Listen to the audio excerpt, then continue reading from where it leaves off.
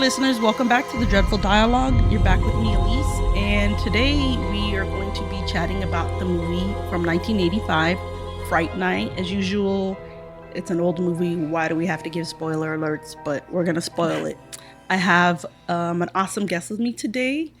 Her name is Kristen, and she is also a podcaster. She has her own podcast called Reality Rewind, and we'll make sure at the end Kristen shares all about that podcast. I want you guys to know where to follow her. That's if you're into reality TV shows. Yes, I hate to admit it. Some people might shame me for it, but it is what it is. I do watch things like 90 Day Fiancé and certain reality shows. So super happy to have you here today, Kristen. Welcome. Hi, thanks for having me. I'm so excited to be here with you. I am a huge horror Halloween gal myself, so this is right up my alley. Awesome. Yes. Yeah, so it's super cool to have you here. Yeah, we met through social media, being fans of other podcasts, and saw that she was into the same genre, even though she covers a different type of thing on her podcast. We can be fans of multiple things, so thought I'd invite her in. And today we're going to be talking about Fright Night. And before we get into our conversation, I want to give a little synopsis, and I can't take credit for this. This is just straight off of Google, guys, so I did not write this. So Fright Night is a movie that follows a teenage boy named Charlie, and he suspects his new neighbor is a vampire. Nobody seems to believe him. He goes and he enlists the help of, I guess a washed up horror movie actor. He's like a horror movie host, of the vein of like Svengoolie or Elvira or Joe Bob Briggs. And this guy used to play a vampire hunter, so he's hoping that with this guy that they can find a way to stop the vampire that he believes moved in next door from killing again.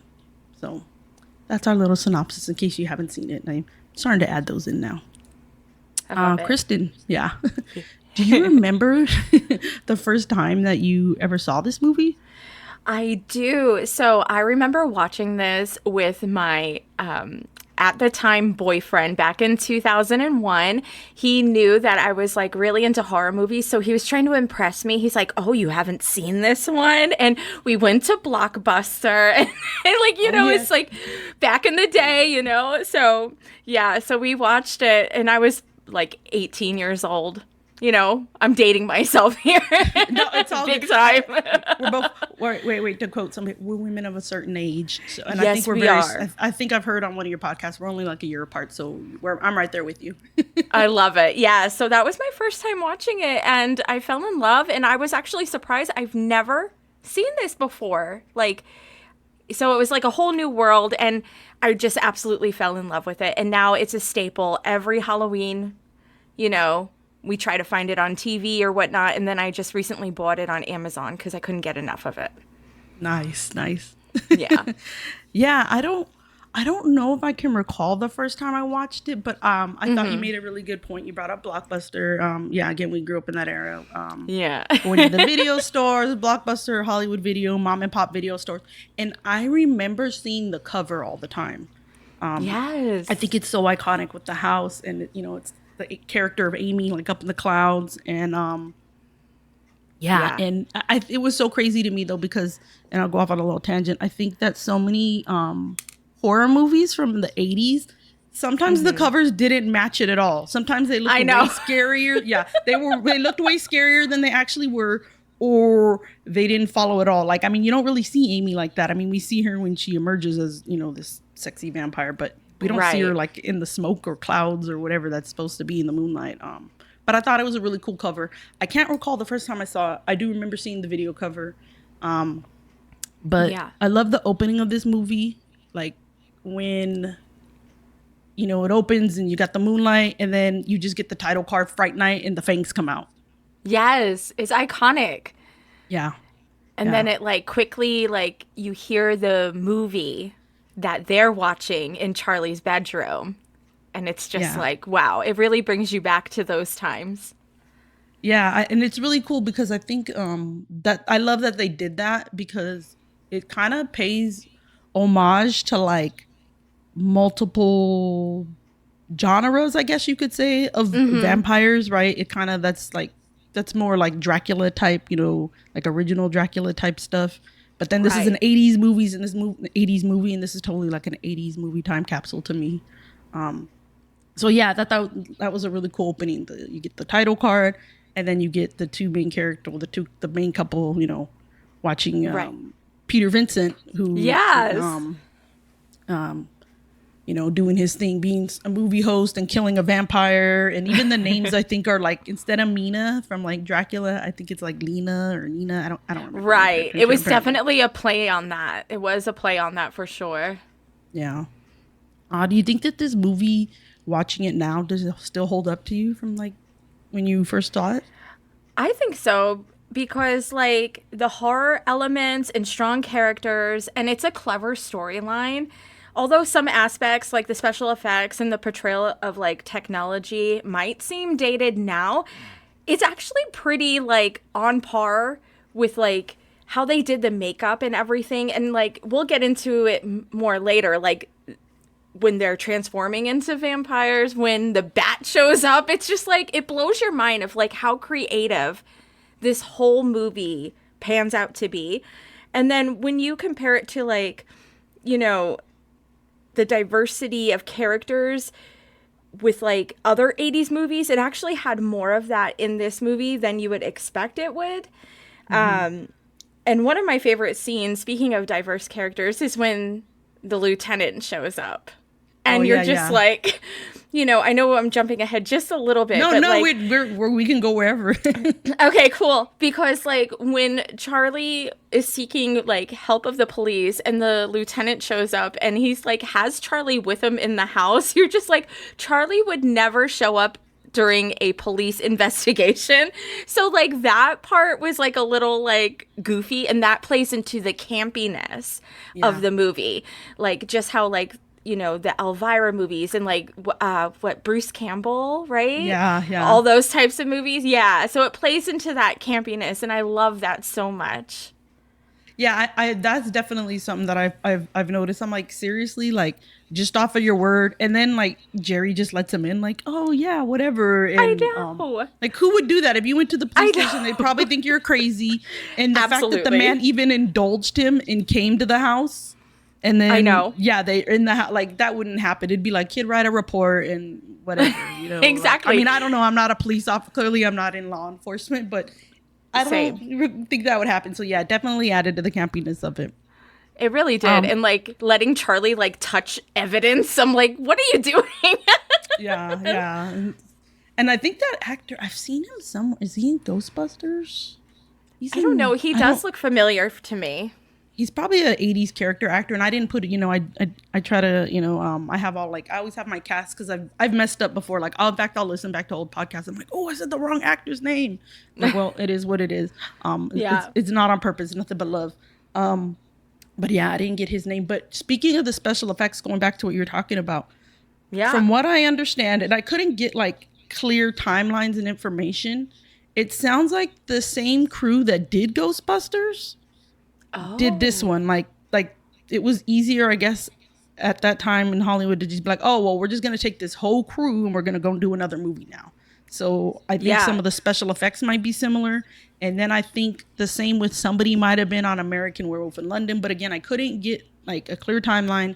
I couldn't get exact names of crew members and what position, what their actual jobs are to, give them their due justice on that. But I thought that was cool. And so it's like, it makes sense because all of those 80s effects, they were all really cool to us at the time. Like you said, of course, if you're a youngster and you're watching this like for the first time, it might not look as good to you. But to me, I mean, at the time I loved it. And I thought there were so many different effects, from the way like Billy dies to Ed's, I guess de-transformation from a wolf to a boy. The Amy's look when she's got the like shark looking teeth, or her big fangs, and they just get bigger in the next scene. I thought it was all really cool. It's really clever how they pulled that off. Yeah. Did you have any characters that you really like? What was your favorite character, I guess I should say, in this film? I have to say my favorite one is Peter Vincent, because he's so cheesy. Yeah. And I love it. Like he tries to like portray himself as like this badass, but then he's like, actually, I'm just an actor, and actually Peter Vincent isn't my real name. And it just cracks me up every time I watch it, because like he really does like transform as the movie goes on, from like this scared man to like, well, kind of being like, well, you could pay me in your $500 savings bond, Amy, which Bonds, right? which really kills me. Like, it is so hilarious hearing that now, in 2025. And then like Charlie helping him find like this newfound confidence within him, and like he was about to run away, but then there he is, like, here I am to save the day. So I have like this fondness for Peter Vincent. He's definitely one of my faves, if not the fave. Yeah, he really grew as a character. Again, his confidence super grew.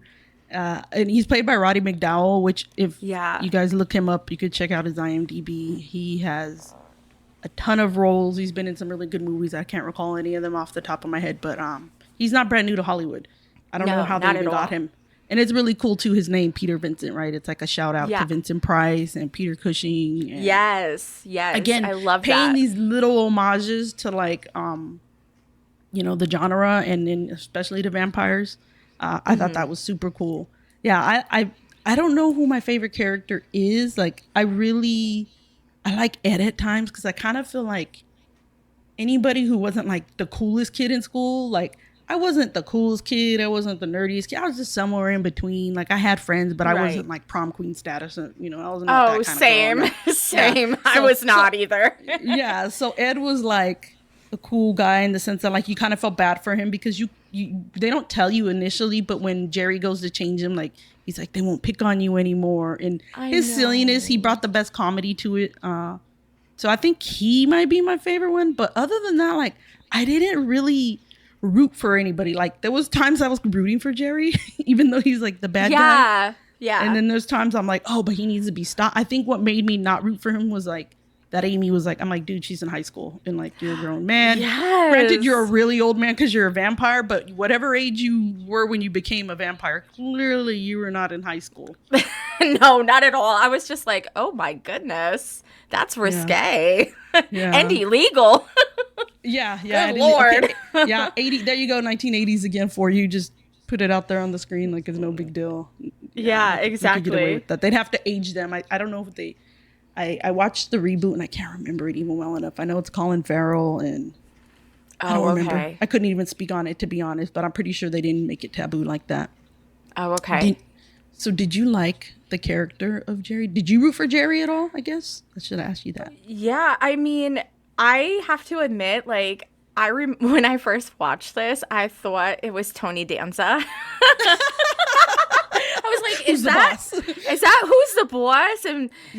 But no, it's obviously Chris Sarandon. But yeah, he's so charismatic. He's really alluring. There's certain times where I found him more attractive than others. Like when his hair was like super curly. I don't know why. I was just like, oh wow, he's really handsome. Yeah. And like he would give like these smoldering looks, almost like James Dean-esque. And I was like, okay, like I see the appeal. And like you could just be really charmed by him. And like part of me was like, well, is he really that bad? Maybe I could save him. Like, which is so toxic. But yeah, like I would root for him sometimes. And then like when he would put Charlie or like Amy in these like compromising positions, or like even like the random characters where we don't really know their names, and like I guess it was a sex worker that showed up to his house. That's what I was just like to be. Yeah. I was just like, oh no, you're in danger, girl. Like, run away. But yeah, so I would go back and forth a lot with Jerry. I mean, he definitely, they played into the stereotype of like a sexy vampire, I guess you could say. Yes. And he had that at moments. And then there was times like, and I don't know if it's like, even though I was, born in the 80s and lived through it, there's times I was like, oh, I like his outfit. And there's times I'm like, what are you wearing? Yeah, but I'm like, same. It's the 80s. Yeah, so, I found him. Well, I was just going to say, like, especially like in the club scene where he was vulgar with Amy, I was also like, but why does he look so good? Like when he's Yeah. in that scene, he looked amazing. Yeah. He's So he's yeah, definitely tall, dark, and handsome, as they say, right? definitely is. He definitely is. Yeah. And Amy, I thought they did such a good job with Amy, making her. And shout out to Amanda Bierce. I don't know if you've ever, growing up for me, Married with Children was like a staple in our Yes. household. We loved Definitely that same. sitcom. Yeah. Yes. But they I did cool forgot. make. Oh, go ahead. Oh no, go ahead. You go ahead. They made her, they did a really good job on making her look very young with her little bow in her hair. Then it was like, oh, when she became like a vampire, she got all sexed up and the hair was going. And I thought it was a Yes. really cool, like, dramatic change. Yeah, I thought she looked really good. I mean, I had to laugh when I first saw her with the bows in her hair, and like her whole look was very much giving the actress from Empty Nest, Christy McNichols. I was like, they look so much alike. I never realized it until that moment. But yeah, she when she had her transformation, I was just like, wow, she could really be a sex symbol in this movie as well, even if she is a vampire demon person. But Yeah. yeah, Yeah, even as a vampire, she looked. I mean, yeah, she looked good. She yeah. was sexy as a vampire too. Yeah, definitely. And I really loved like in the beginning how she had like her strong convictions, how she like stood up for herself. Like sure, she's a basic teenage girl, but like, you know, when Charlie's trying to put the moves on her and stuff, she's like, "Nope." And I like appreciate them showing that, especially during the 80s, where I feel like they wouldn't have shown a strong female character as much. I really admired that about Amy.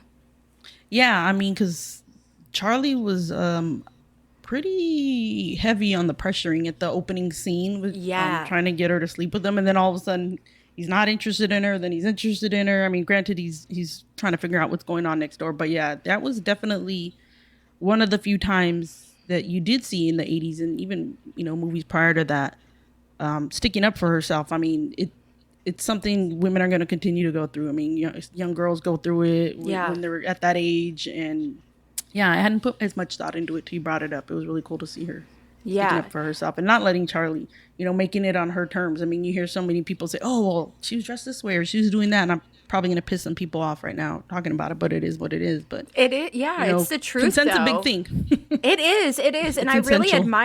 I really admire like the writers like making that a piece of Amy and like, you know, yeah, she comes off like very caring and loving too, and but also very strong, and like it just goes to show like you can be that balance of a person as a woman, and I love to see it. Yeah. I don't know. And it was really weird. Like I couldn't figure out, and this makes me think of the mom now. Like the mom was very odd. Like I felt like they weren't quite sure what to like do with her character. Like she was in Yeah. it, then she wasn't in it, but like it was weird how when they came downstairs after the opening scene, the mom's like, "Oh, were you guys just studying?" And it's like, did she know what they were doing? Did she want them to do Right. stuff? Like I didn't know where they were going with it. She gave me vibes of like the mom from oh gosh, Nightmare on Elm Street, where like the mom's just drinking, and I'm like, Yeah. are they just playing up like a stereotypical like bad single mom? I'm like, because that's not cool. Like, I No. don't know, it was weird. The whole thing, I wasn't sure what to take with that scene, and every time I watch it, I'm trying to figure out like, did the mom want them to fool around? Did she really think that they were just being wholesome? I don't have the answer. I don't know. I don't know if you have any Right. thoughts on that. I did like find her to be pretty mousy and very I don't know if naive's the right word, but almost like kind of just not really caring too much. But then like they would show her in caring ways, like in the weirdest ways, where she's like, "Charlie, did you have a nightmare?" And then like, "Charlie, I made you hot chocolate." I'm like, pick which side you're gonna be on, mom. Yeah, Like, yeah. yeah. So yeah, when she mentioned like lovers quarrels are normal or whatever, I was just like, You they need are to have them before you get 17. married. Yeah. And I was like, why are you trying to marry them off? But then I'm like, I I'm know. like, were they still pressuring people to get married that young? I mean, this isn't the 50s, right? Or I don't know.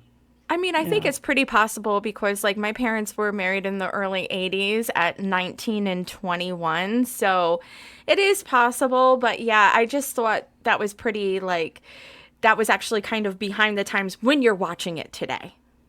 Yeah, that for is. sure. Yeah, Right. but I mean, she did. You're right. I mean, even when we see Ed when he's changed, which I don't know what to call him, because he became a werewolf, but he was kind of a vampire. I don't know what he was, but how he's like, Yeah. "Mom left you a note. She left your dinner in the oven." That is one of my favorite, like another favorite scene of mine where he's just like, Hmm. your dinner's in the oven. Like, he's just so funny. And then, yeah, with the mom too, like going back real quick, it's really, it's really weird how they made her to be so like mousy and flaky and like Amy not. You know what I mean? Like until Amy was under the spell of Jerry. So like seeing the differences of how they portray each female character was interesting to me. But yeah, Ed's transformation, oh my gosh, that was something. Yeah, it's kind of it kind of reminds me of American Werewolf in London, which we've covered that, guys. If you're listening, you haven't Oh, listened it's to that so good. episode, shameless plug here. Yeah, I like I said, I think some of the crew might have been the same. I don't know exactly which special effects guys or which people exactly, but Right. there was some shared crew members. And so it reminds me of like that werewolf transformation. Of course, Thriller, because that was the same guy who did American Werewolf, did Thriller. And then of Right. course, Fly with Jeff Goldblum. That transformation still like sits with Oh me from my when I was a kid. gosh. So yeah, it was kind of gross but cool all at the same time. Yes, To see his definitely. transformation. Yeah, so that was another favorite part. It's kind of gruesome, but I mean, why do you watch horror if you don't want to see some of the some of that stuff Absolutely. too? Yeah. Absolutely. And like I definitely could empathize with him a lot. As we mentioned earlier, like his confidence level is so low and you can tell like he just wants to be loved and it's like what were your parents like, Ed? Like why are you feeling this way? Yeah. And he wants to be accepted and I feel like people found him extremely annoying because I remember when I first watched it being like, "Oh, this guy is annoying." But then like as time goes on, you kind of just see him as like almost like a lost little puppy who's just trying to find his way home. But yeah, Literally. literally, Literally when he yeah. gets changed. When Yeah. he's a wolf, werewolf, vampire hybrid. Yeah. Yeah, they're playing really fast and loose with those rules, right? They are. I couldn't figure out. I'm like, and you'll see, like I'm sure you saw because our little pre notes that we share. I put like I'm all is that his? I put like is Billy his familiar? And then I put Ed was a vampire, but I'm like, was he a vampire? Like, was he a werewolf? Was he a vampire that can transform into other things? Because then Jerry can transform into a bat, but I'm Yeah. not like 100% expert on all vampire lore. And again, this is not a real entity. It's not like humans where Right. there's science. It's to the writer's choice. But I think for the most part, they stuck to all the like stereotypical rules of like sunlight, and it looked like he had to have his dirt there, his soil or whatever there. He had a Right. coffin, And the cross. the crosses, which it worked Yeah. with some, but didn't work with. I think in there's always theories about like why the cross worked at one point for Peter Vincent, and then it didn't work. It was like, oh, because then he believed, but then some people said, well, no, it's supposed to be a religious belief, and so I Right. don't know. They don't. It's again, it's sometimes like I guess when I do these podcasts, I'm like, don't look that much into it. At least like just enjoy it, but you can't help it when you're watching something a little Right. more critically because you're gonna talk about it and you want to have enough to talk about. So yeah, the rules were Absolutely. kind of bent, but for the most part traditional. Yeah, I thought like when it was the belief thing, now it's just my theory. I thought it was more like he actually started believing like, oh shit, this is real deal. Like he's a real vampire. So I kind of thought that because at the beginning, like when you're first introduced to him and he's at Jerry's house, he's very skeptical and like he hands over the quote unquote holy water, which I believe is just tap water, right? Yeah, they had pre-planned it not to actually yeah. use real stuff. Right, right. So it's like he was very skeptical and did not believe Charlie at all. And then once he started believing, like, oh gosh, this is really happening, then it started working. I could be wrong, but that's just what I picked up on. I mean, it's up for interpretation, I guess. Exactly. No, I don't think that's a poor theory at all. I think that's a good theory. Some people had said because he started, but I heard on somebody's podcast. They're like, oh, it's because he started believing in himself because he'd lost his confidence, right? Because he'd lost his job, he was getting evicted, he's just kind of down in the dumps, and then he started to believe in himself as he built confidence as a character. But that would totally make sense too, that he actually believed in the vampires. I think that's great. Or it could be both, right? Yeah, I like you, and there's no right or wrong. I don't think that when Tom Holland, and not Tom Holland Spider-Man, Tom Holland the director, who I think wrote it as well. I mean, I don't know if, I guess we'd have to ask somebody like him, but I don't know if that was even something that they were stressed about. You know, like I said, some movies, it's like you don't need to know every little perfect detail, but I think all of those are good theories. Well, thank you. I love it. Yeah, I really like, though, speaking of his lack of confidence, when oh my god, I'm forgetting his name, Charlie, when the main character goes and he's looking for him and he's like, oh, I need you to help me, like everything you said, do you think that's true about believing in vampires? And Peter Vincent delivers this like classic line that I'm like, oh, he nailed it. And he's talking about me when he says, and I'm gonna read this because again, this is quoting from the movie. He says, unfortunately, because again, Charlie's asking him, hey, do you really believe in vampires? And he says, unfortunately, none of your generation seems to be. And Charlie says, what do you mean? He says, hey, I've just been fired because nobody wants to see vampire killers anymore, or vampires either. Apparently, all they want are demented madmen running around in ski masks, hacking young virgins. I'm like, oh my God, that's what I want. They don't have to be virgins. They don't have to be virgins. But yeah, I want to see killing too. But it was, again, paying homages to other films in the genre, because this was like the heyday of like Friday the 13th. And, you know, and for me, those were a lot of the initial horror movies that hooked me in. So I thought that was like a really cool line. I'm like, I want vampires and I want the bad guy. I want them both. I wanted like Halloween or like Texas Chainsaw Massacre. That's where it brought me back to. I was like, oh, that's crazy cool. Like, I love those little callbacks. Yeah. So I thought that was a great line that they wrote for him. Definitely. Yeah. Have you ever seen, and I didn't even talk about this with you previously, have you ever seen the movie Once Bitten? Oh my gosh, yes, I have, but it's a long time ago. I remember watching it probably when I shouldn't have been watching it, in the mid-90s when I'm like 13, 14 years old. But yeah, I've seen that movie before. So good. I think it's on Tubi right now with Jim Carrey. And it's funny because I realized I had talked to my brother weeks ago, maybe a month ago, and I was talking about how I was like, oh, I want to cover that movie eventually. And I was like, have you even seen, like, I didn't even know if he'd seen it. And me and him grew up watching movies together all the time. Yeah. My brother Adam. And I was like, he's like, yeah, it's just like Once Bitten, right? And I'm like, yeah, you know what it kind of is. I said, this is kind of the more grown up version because there's some nudity and it's a little more sexy. But there's so many similarities, and I had to look up. They came out the same year. And Once Bitten was only released a few years later. And the way I'm wrapping this back around to the movie is I want to talk about the music of Fright Night. So good. Yeah. Great soundtrack, right? Amazing and that soundtrack. Dance scene.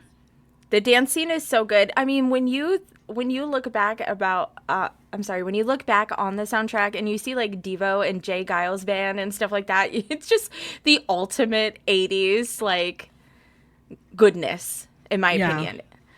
I love like, especially the club scene. That's where you get the most of it, right? When they're dancing, you get that Evelyn Champagne King. I could play that song on repeat. The outfits, like, it's total 80s dance montage type scene. And they have an iconic scene like that in Once Bitten too. So there are a lot of similarities. That's a movie I'm gonna need to cover. Well, if you want a friend to cover it, I mean, just this girl sitting here with blue hair would love to do that with you at some point. Just wink, wink, nudge, nudge. Gotcha. We'll add it to the docket for sure. But that's another great movie. If people, so I think we're gonna end up covering it. So go pre-watch that one, guys. It's on Tubi. You know, things come and go from Tubi. But yeah, I love the dancing, all the music.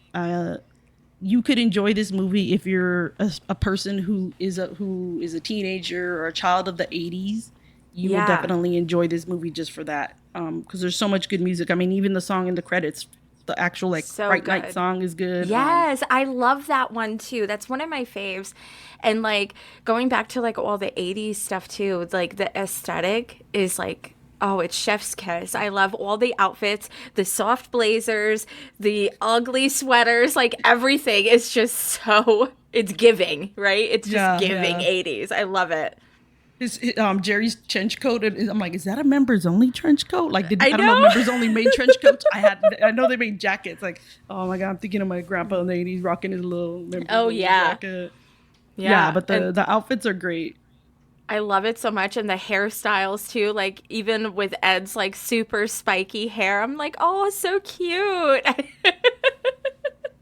Yeah. definitely would have had a crush on Charlie if I were a teenager during that time. Oh really? Yeah. Yeah, he Yeah, wasn't he's bad looking. adorable. Yeah, he wasn't Yeah. terrible looking. He was kind of, I don't know, thinking back the way he was towards Amy. But then he did really do his best to save her. And those times I'm like, is he trying to save her or is he trying to save just other people from being killed? But I'm like, wait, either way, that's good, right? Like she would be Yeah. included in that. So yeah, I had Yeah. trouble with him because like I said, I didn't find myself rooting for one person or the other. I think because I mean Sure. this is just such a really fun movie that whether you're rooting for the quote unquote bad guy or quote unquote good guy, whatever, like bad or good, all of the characters have something interesting about them that you're enjoying. So Absolutely. Everybody's likable except for maybe the mom, right? The mom is a little complicated, but like they all have likable points yeah, about I them didn't. at some point. Yeah, Yeah. yeah, I didn't dislike the familiar. I just you didn't spend enough time with him. What's his name again? Billy. It was you didn't Billy, really yeah. spend. Yeah, I didn't feel like we spent enough time with him to really care one way To or the other. Yeah, that's true. I mean, some of his, like, he was giving, like, this ominous, creepy vibe, though. Whenever he was there, I was just like, something ain't right with this one. Yeah, he did really good with his facial expressions. Like he would make kind Yeah. of these like faces at Charlie, and I even read somewhere that the actors that played Billy, Jonathan Stark, and that played Jerry Dandridge, Chris Sarandon, that they've been asked later, like, hey, did you think there was something, was there something homoerotic going on with your two characters? And they're like, I don't know. And that Tom Holland said, yeah, I kind of was inferring that, but I wasn't putting it all the way out there. So I'm like, oh, either way, like I Oh, did seem like they were kind of friendly, but like that's also, is that kind of a trope that you see in some in some vampire films and books, this like is true. you kind of interviewed the vampire. If you've read Anne Rice's books, I mean, there's a lot of, Yeah. they don't come out and say that some of these characters are gay, but they are, if you can read Right. between the lines. And then now with the new TV show, they very clearly are. So I thought Oh, that was okay. interesting that like Tom Holland's like, yeah, I kind of threw that in there, but it wasn't like a big thing, it was just kind of something Yeah. he thought of, like, oh, make it like there's a scene where like they're kind of standing a little close. And Right, right. Yeah, they were very cozy. That I didn't really pick up on that, but I will have to rewatch too to yeah, I see mean, that. I didn't know. I picked up on it a little, but not to the point where I was like, oh, they're together too. But I'm like, I guess it could go either way. It doesn't deter or add to the story. It's just No. another little layer of nuance that you can pick up and you can do what you want with it. I don't think it hurts the story. I think like No, you not at spoke all. earlier, if anything, it adds a little to the diversity of the film.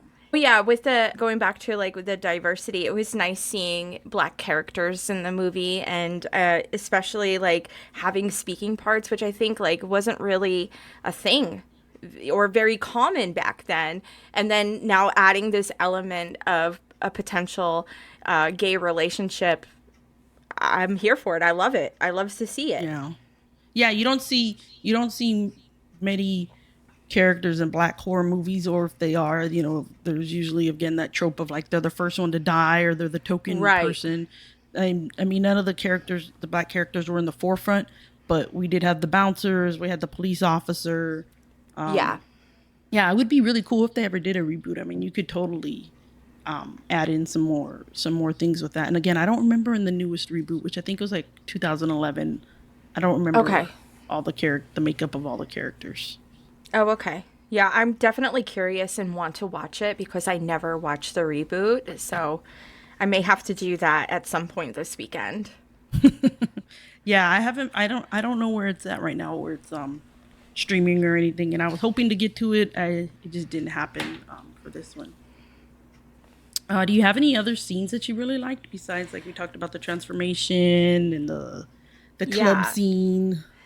I love, so there's some, I have three scenes that I really loved. And I guess almost like quotes that I really loved. When Jerry's like, "Welcome to Fright Night. For real." And it's just like so quirky and like adds to the element of cheese. And it made me laugh. And I know it probably wasn't meant to be funny, but I'm a weirdo, so it made me laugh. Um, I also, as going back to the lieutenant detective homicide investigation, where Charlie's like, "Look, I'm telling you, Jerry Dandridge is a vampire," and then Detective Lennox says, "Sure, and I'm Dirty Harry. Now let me tell you something, kid. If I ever catch your ass down at the station again, I'm throwing you in jail forever." That really got me. And then when Evil Ed said, when he was like screwing around with Charlie and Amy, and he's like, "He got me, Charlie. He bit me. You know what you're going to have to do now, don't you? Kill me, Charlie, before I turn you into a vampire and give you a hickey." And like, oh, those three things are my favorite. Yeah, and then I like when Ed's like, "You're so cool, Brewster." Yes, you're so Yeah, cool. Yeah, Ed coming in clutch there with the he's like, the boy who cried wolf, but then it's like, oh no, he really did turn Right. into a wolf later when he, or again, we don't know, vampire, wolf, some sort of supernatural entity. Yeah, there's some Yeah. really hidden little lines in there that you can pick up, Yeah. and I I feel do like like they're that timeless. yeah, I love that they tied it back at the end too, going back to to um Peter Vincent's character. I like that they had, when they opened up the film, we saw him, on screen, and Amy and Charlie are, fooling around. And then at the end, we get the same thing, which, how did he get his job back? That part, they I didn't make know. sense. But yeah, they tied it back to the end. And yeah, and I agree with you. Like the campiness, it's like, I think for this one, it's a perfect amount of campiness because it's not too over the top. Right. It's not a full like comedy. It has comedy horror, but comedy's not right at the front. It does have some drama, Yeah. and some horror in it, and a storyline to follow. Whereas sometimes some horror comedies, it's just comedy throughout, and there's nothing wrong with that. But this isn't that movie. Right. And the storytelling too is like really intriguing. I think it really captures, the viewer pretty quick too, because the opening scene really draws you in, and like it has some elements of being like lighthearted and then also a bit suspenseful. So it just keeps you captivated the whole time, and I love everything about this movie. Yeah, it's a fun movie. I was so glad when I was like, "Hey, do you want to cover this movie?" You're like, "Yeah, I'm in," because I've been wanting to cover this one for a while. Nice. It's fun, it's entertaining. Again, I think it stands the test of time. It's a bit of a coming of age story. It It's is. it's a 80s time capsule with a flair of other movies, and plays on lots of vampire tropes, and yeah, there's just a lot to it in it.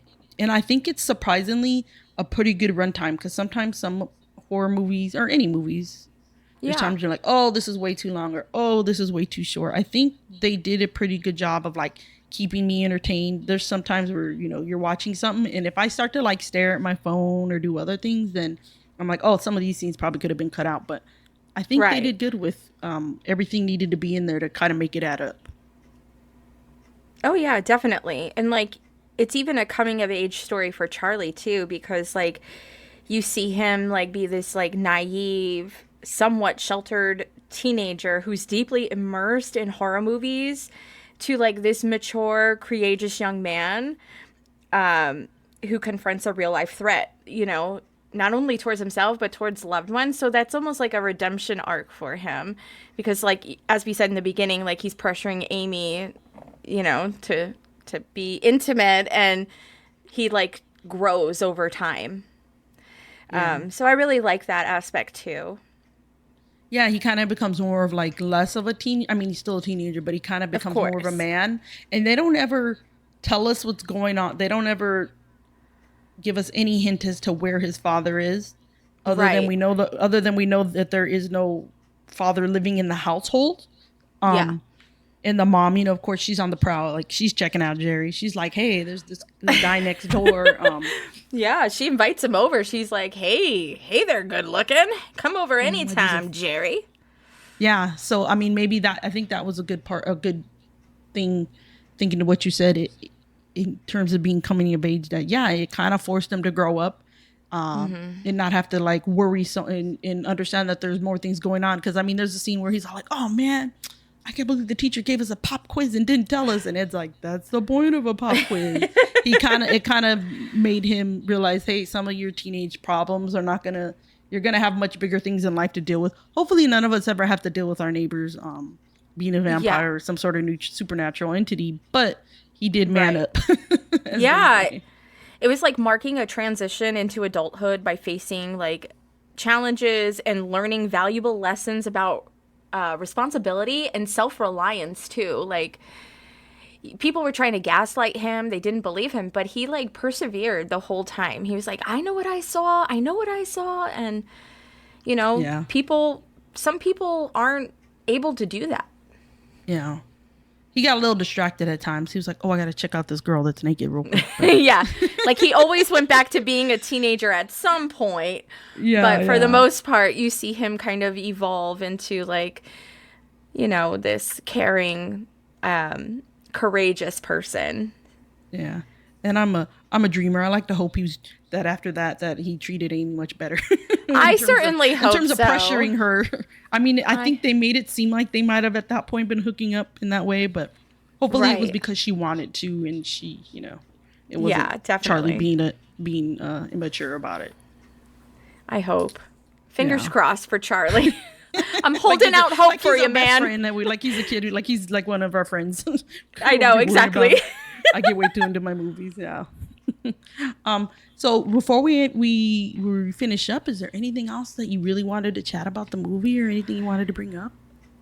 Well, I was just going to say, like, I love the themes of the movie of like believing in yourself, perseverance, sticking to your convictions, like with each character too.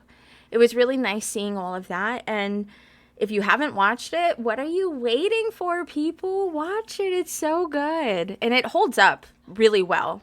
It ages pretty well. I think so, yeah. It's, like I said, it's very entertaining. It's got a storyline, some fun horror, some fun effects. Yeah. Some good music. Just the right amount of campiness. Yeah, obviously I like it. I wouldn't be talking about it. Exactly. Yeah. Well, awesome. So, Kristen, before we sign off of here, I want you to tell the listeners about your podcast and where they can find your podcast, and if you have anything else to share, like your social media. Oh, yeah, definitely. So I have a podcast with two of my best friends. It's called the Reality Rewind Podcast, and we recap old school reality TV shows, and we call out like how they have not aged well in current times. It's really nostalgic. We love going back to all of that. You can find us on Instagram at Reality Rewind Pod, and we're also launching a Patreon on Valentine's Day. So we're really excited. We're growing. We're just a little baby podcast, but we're having a lot of fun. Great. What shows do you what are some of the current shows you guys are covering? Right now, we are doing Rock of Love and Love After Lockup. So that's been a lot of fun. And then in March, we're going to start our rewatch of Sister Wives. That's one of our favorite shows. So we figured, hey, what the heck? Let's go back to, I think it was 2012, 2010, something like that. I know. It's been on a long time. Yeah, it's been on a long, long time. And then on Patreon, we're going to do Jersey Shore because I'm a Jersey girl and it's very problematic and I want to call all of that out. And we're going to do some scripted stuff like Big Love and some documentaries here and there. Wow, you guys got a lot on your plate. So Reality Rewind, when you're not watching horror movies, if you like the horror of reality TV, go check that out. Go check out their podcast. There's a lot of horrors, I'll tell you that. Wait, A what are lot we of talking them. about here? Right? A lot of horrors. Not as scary. A lot of scary stuff, especially Bret Michaels. So Yeah. Oh, Yeah. God, that guy's totally horrific. And I mean that with the Definitely. W and with an H.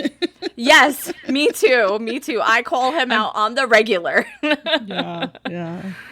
All right. Well, thank you so much. I had a really good time chatting about Me Fright Night with too. you, Kristen. We look forward to collaborating again in the future. Definitely. I And- would love to have you on too. Especially when we do Sister Wives, we would love to have you on. Thank you so much for having me. This was an absolute delight. I had so much fun. Awesome. Well, listeners, if you guys want more of our content, you can check out our website, dreadfuldialogue.com.